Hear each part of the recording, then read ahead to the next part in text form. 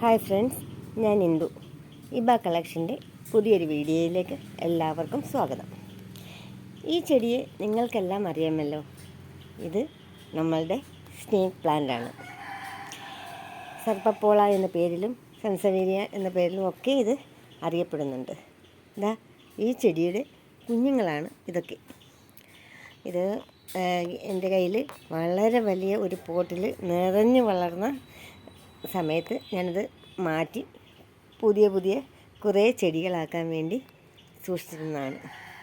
നട്ട് സൂക്ഷിച്ചിരുന്നതാണ്. ഈ എൻ്റെ കയ്യിലിരുന്ന പ്ലാന്റ് യഥാർത്ഥത്തിൽ ഈ യെല്ലോ സൈഡുള്ള ടൈപ്പായിരുന്നു. കാരണം അതാണ് എൻ്റെ കയ്യിൽ കിട്ടിയിരുന്ന ആദ്യത്തെ പ്ലാന്റ്. അത് നിറയെ ഉണ്ടായിരുന്നു. അപ്പോൾ ഞാൻ ഏതൊക്കെയോ യൂട്യൂബിൽ കണ്ടിട്ടുണ്ട്, ഇത് ലീഫ് കട്ട് ചെയ്ത് നട്ടാൽ പുതിയ തൈകൾ ഉണ്ടാകുമെന്ന്. അങ്ങനെ ഞാൻ ആ സമയത്ത് ലീഫ് കട്ട് ചെയ്തിട്ട് നടുകയും പുതിയ കുറേ ചെടികൾ ഉണ്ടാകുകയും ചെയ്തു. പക്ഷേ ഒരു കുഴപ്പം പറ്റി. പുതിയ ചെടികൾക്ക് ഈ സൈഡിലുള്ള മഞ്ഞ വരയില്ല. കണ്ടോ, ഇത് പച്ച ലീഫ് മാത്രമാണ്, പച്ച കളറിലെ ലീഫ് മാത്രമാണ്. എൻ്റെ കയ്യിൽ അങ്ങനെ അഭിപ്രായത്തിന് വ്യത്യാസമുള്ളവർക്ക് പറയാം കേട്ടോ. എൻ്റെ അനുഭവമാണ് പറഞ്ഞത്. ഞാൻ മഞ്ഞ കളറിലെ ലീഫ് കട്ട് ചെയ്ത് നട്ടപ്പോൾ എനിക്കുണ്ടായത് ഈ ഗ്രീൻ മാത്രമായിട്ടുള്ള വെറൈറ്റിയാണ് എനിക്ക് കിട്ടിയത്. മഞ്ഞ തൈ. പിന്നെ നിങ്ങൾ ചോദിക്കും ഈ മഞ്ഞ തൈയൊക്കെ എങ്ങനെയാണെന്ന്. അതിൻ്റെ കുഞ്ഞുങ്ങളെ പിരിച്ച് നട്ടിട്ടാണ്. ഇതൊക്കെ കണ്ടോ, 2-3 കുഞ്ഞുങ്ങളുണ്ട്. അതിനെയൊക്കെ പിരിച്ച് നട്ടിട്ടാണ് പുതിയ മഞ്ഞ കളറിലെ പ്ലാന്റ് ഉണ്ടാക്കി. ഈ പച്ച കളറിലെ പ്ലാന്റ്, അതായത് ഇതൊക്കെ ആ പ്ലാന്റാണ്. ഇത് കുഞ്ഞൊരു ചട്ടിയിലാണ് ഇരിക്കുന്നത്. പക്ഷെ അത് നിറഞ്ഞിട്ട് ഭയങ്കരമായിട്ട് അതിന് വെള്ളവും കിട്ടുന്നില്ല. എത്ര വെള്ളം ഒഴിച്ചാലും അത് വെള്ളം കിട്ടത്തില്ല. അത് ചെടിച്ചട്ടിയിൽ നിന്ന് പുറത്തോട്ട് വന്നിട്ട് തിങ്ങി നിറഞ്ഞ് നിൽക്കുകയാണ്. ഇനി ഇത് വേറെ പോട്ടിലോട്ട് മാറ്റണം. എനിക്ക് കുറേ വൈറ്റ് കളറിലെ ഇൻഡോർ പോട്ടൊക്കെ ഉണ്ട്. അതിനുള്ളിൽ സെറ്റ് ചെയ്യാനാണ് ഞാൻ ഉദ്ദേശിക്കുന്നത്. സമയം കിട്ടാത്തത് മൂലമാണ് ഞാനത് ചെയ്യാഞ്ഞത്. ഈ യെല്ലോ കളറിലെ ഈ പ്ലാന്റ് ഉണ്ടല്ലോ, ഇപ്പം ഞാനിതൊക്കെ ചെയ്ത് വെച്ചിരിക്കുന്നത് നമ്മുടെ ഹാങ്ങിങ് പോട്ടല്ലേ, നമ്മുടെ നെറ്റിനകത്ത് സെറ്റ് ചെയ്യുന്ന വെർട്ടിക്കൽ ഗാർഡൻ സെറ്റ് ചെയ്യുന്ന പോട്ടിലാണ്. അതൊക്കെയാണ് എൻ്റെ കയ്യിൽ അവൈലബിൾ ആയിട്ടുണ്ടായിരുന്നത്.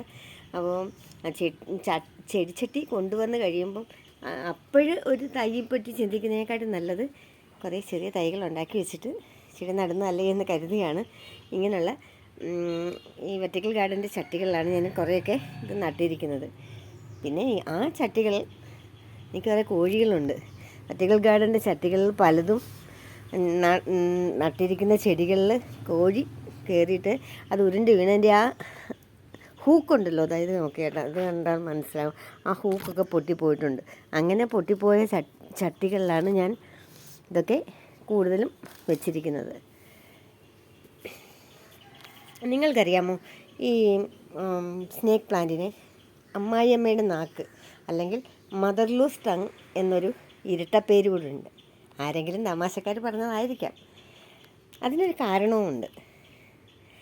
ഈ നമ്മളിപ്പോൾ ഒരു പ്ലാസ്റ്റിക് ചട്ടിയിലോ ഒരു സിമെൻറ്റിൻ്റെ ചട്ടിയിലോ ഈ ചെടി നട്ടാൽ അതിങ്ങനെ നിറഞ്ഞ് വളരും. പക്ഷേ ചട്ടിക്കൊരു ദോഷവും സംഭവിക്കത്തില്ല. കുറേ നാൾ കഴിയുമ്പം പ്ലാസ്റ്റിക് ചട്ടിയാണെങ്കിൽ അത് പൊട്ടിപ്പോകും കേട്ടോ, വർഷങ്ങൾക്ക് ശേഷം. അല്ലാതെ ഇതൊരു മണ്ണിൻ്റെ ചെടിച്ചട്ടിയിലാണ് നമ്മൾ നടുന്നതെങ്കിൽ കുറേ നാൾ കഴിയുമ്പോൾ മണ്ണിൻ്റെ ചെടിച്ചട്ടി പൊട്ടിച്ചുകൊണ്ട് അതിൻ്റെ വശങ്ങളിൽ നിന്നും അടിയിൽ നിന്നുമൊക്കെ കുഞ്ഞു തൈകൾ ഉണ്ടാകാറുണ്ട്. അപ്പോൾ അത് അങ്ങനെ ഹാങ് ചെയ്തേക്കുന്ന ചെടിച്ചട്ടിയിലാണെങ്കിൽ നമുക്ക് നമ്മുടെ കലമാൻ കൊമ്പെന്ന് പറയുന്നൊരു ചെടിയില്ലേ, എൻ്റെ പേരൊന്നും മറന്നുപോയല്ലോ, അത് ഞാൻ ഓർക്കുമ്പോൾ പറയാം. അങ്ങനെ അത് നിൽക്കുന്നത് പോലെയാണ് പെട്ടെന്ന് നമുക്ക് തോന്നുന്നത്. കാരണം 4 വശത്തു നിന്നും തൈകളുണ്ടായി. ഈ കലം പൊട്ടിച്ചുകൊണ്ട് 4 വശത്തു നിന്നും തൈകൾ പുറത്തോട്ട് വരാറുണ്ട്. അതുകൊണ്ടാണ് മദർലൂസ് ടങ് എന്ന് പറയുന്ന പേര് ഇതിന് വന്നത്. അമ്മായിയമ്മയുടെ നാക്ക് ഏത് വശത്തൂടെയും പുറത്തു വരാം എന്ന് വെച്ചിട്ടാണ്. അമ്മായിയമ്മമാരെ ക്ഷമിക്കുക, ഞാനൊരു അമ്മായിയമ്മയാണ്. അങ്ങനെ ഒരു പേര് കൂടെ ഉണ്ട് കേട്ടോ. അതുകൊണ്ടാണ് ഈ 4 വശത്തോടെയും കുഞ്ഞു തൈകൾ പുറത്ത് വരുന്നത് കൊണ്ടാണ് അതിന് അങ്ങനൊരു പേര് വന്നത്. ഇതിന് വേറെ വലിയ പ്രത്യേകതയുണ്ട്. നമ്മളുടെ ബെഡ്റൂമിൽ വെക്കാൻ പറ്റുന്ന ചെടികളിൽ ഏറ്റവും പ്രശസ്തമായ ഒന്നാണ് ഈ സ്നേക്ക് പ്ലാന്റ്. അതിനുള്ള കാരണവും എല്ലാവർക്കും അറിയാം. നാസ പുറത്തുവിട്ട ഒരു പഠന റിപ്പോർട്ടാണ് അതിന് കാരണം നമ്മുടെ ബെഡ്റൂമിലായാലും നമ്മുടെ ചുറ്റുമുള്ള ഈ ചെടി നിൽക്കുന്നതിന് ചുറ്റുമുള്ള വായുവിനെ പ്യൂരിഫൈ ചെയ്യാനുള്ള കഴിവുള്ള ചെടികളിൽ ഏറ്റവും പ്രധാനപ്പെട്ടതാണ് ഈ സ്നേക്ക് പ്ലാന്റ്. ഇത് നമുക്ക് ബെഡ്റൂമിൽ വെച്ചാലും ബെഡ്റൂമിലെ ബെഡ്റൂമിലെ വായുവിനെ അതിനെ ശുദ്ധീകരിക്കും എന്നാണ് അവരുടെ പഠനങ്ങളിൽ തെളിഞ്ഞിട്ടുള്ളത്. അങ്ങനെ ഒരു പ്രത്യേകതയും കൂടി ഇതിനുണ്ട്. അതൊരു നമ്മുടെ ശാസ്ത്രം ശരിയാണോ എന്ന് എനിക്കറിയില്ല. കാരണം പകൽ നമ്മുടെ ചെടികൾ കാർബൺ ഡൈ ഓക്സൈഡ് സ്വീകരിച്ചുകൊണ്ട് ഓക്സിജനെ പുറത്തുവിടുകയാണ് ചെയ്യുന്നത്. രാത്രിയിലാണെങ്കിലോ മനുഷ്യർ ശ്വസിക്കുന്നത് പോലെ തന്നെ കാർബൺ ഡൈ ഓക്സൈഡിനെ ചെടികൾ പുറത്തുവിടുകയും ഓക്സിജനെ ശ്വസനത്തിനായിട്ട് ഉപയോഗിക്കുകയും ചെയ്യും. പകലാണെങ്കിൽ ഫോട്ടോസിന്തസിസിന് വേണ്ടിയാണ് അവർ കാർബൺ ഡൈ ഓക്സൈഡിനെ സ്വീകരിക്കുകയും ഓക്സിജനെ പുറത്തുവിടുകയും ചെയ്യുന്നത്. അപ്പോൾ അതുകൊണ്ടാണ് ബെഡ്റൂമിൽ ചെടികൾ വെക്കരുത് എന്ന് സാധാരണ പറയാറുള്ളത്. പക്ഷേ ഇപ്പോൾ ചിന്തിക്കുമ്പോൾ അതൊരു മണ്ടനാശയമാണ് എന്ന് നമുക്ക് തോന്നാം. അതിൻ്റെ ഡീറ്റെയിൽസൊന്നും എനിക്കറിയില്ല. കാരണം കാട്ടിനുള്ളിൽ ധാരാളം മൃഗങ്ങൾ വസിക്കുന്ന സ്ഥലമാണ് എല്ലാ പ്ലാന്റും രാത്രിയിൽ ഓക്സിജനെ വലിച്ചെടുക്കുകയും കാർബൺ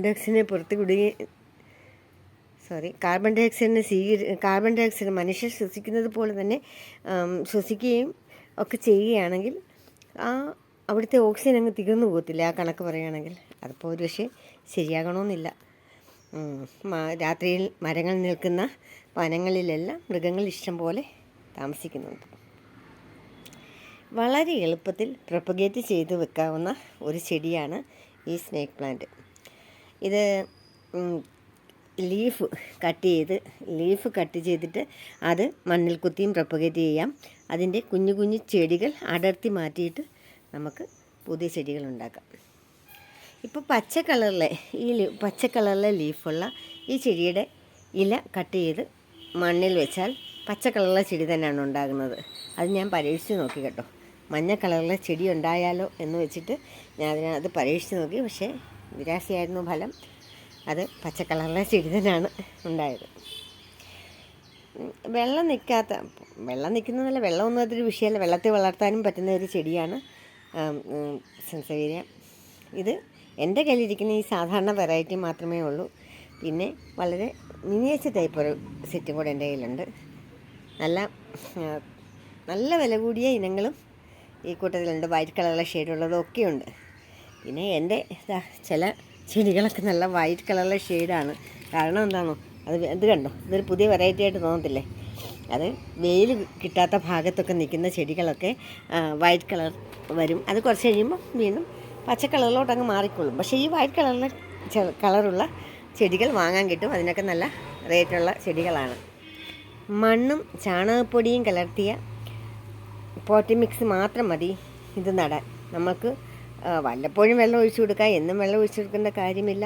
അതുപോലെ തന്നെ വളം ഇടേണ്ട കാര്യമില്ല. ഒരിക്കൽ നട്ടാൽ പിന്നെ അങ്ങനെ വളപ്രയോഗത്തിൻ്റെ ആവശ്യമേ ഇല്ല. ഞാൻ സാധാരണ പുതിയ തൈ മാറ്റി നടുമ്പോഴാണ് അതിന് ചാണകപ്പൊടി ചേർത്ത് നടുന്നത് നടാൻ മാത്രമാണ് ഉപയോഗിക്കുന്നത്. അല്ലാതെ ഞാൻ വളം കൊടുക്കാറില്ല. അതിൻ്റെ ആവശ്യം നമുക്ക് തോന്നിയിട്ടില്ല. നല്ലതുപോലെ സെറ്റ് ചെയ്താൽ ഒരാൾ പൊക്കത്തിലൊക്കെ വളരും കേട്ടോ. വളരെ വലിയ ചെടിച്ചട്ടിയിലാണ്, അതല്ല മുറ്റത്ത് തറയിലാണ് നിൽക്കുന്നതെങ്കിൽ വളരെ വലിയ ഹൈറ്റിൽ ഇത് വളരാറുണ്ട്. നല്ല ഭംഗിയാണ്. ഇത് ഒരു സർപ്പം പത്തി വിടർത്തി നിൽക്കുന്നത് പോലെ തോന്നിക്കുന്ന ഒരു ചെടി ആയതുകൊണ്ടാണ് ഇതിനെ സർപ്പപ്പോള എന്ന് പറയുന്നത്. അതായത് നോക്കി, ഈ ചെടി കണ്ടാൽ അങ്ങനെ തോന്നില്ലേ? തോന്നും. പിന്നെ ഇത് വിഷമുള്ള ചെടികളിലും ഒരിനമാണെന്ന് പറയുന്നത് കേട്ടിട്ടുണ്ട്. അതിൻ്റെ സത്യാവസ്ഥയും എനിക്ക് കൃത്യമായിട്ട് അറിയില്ല. പക്ഷേ നമുക്കാർക്കും ഒരു ഉപദ്രവം ഇതുവരെ ചെയ്തിട്ടില്ല.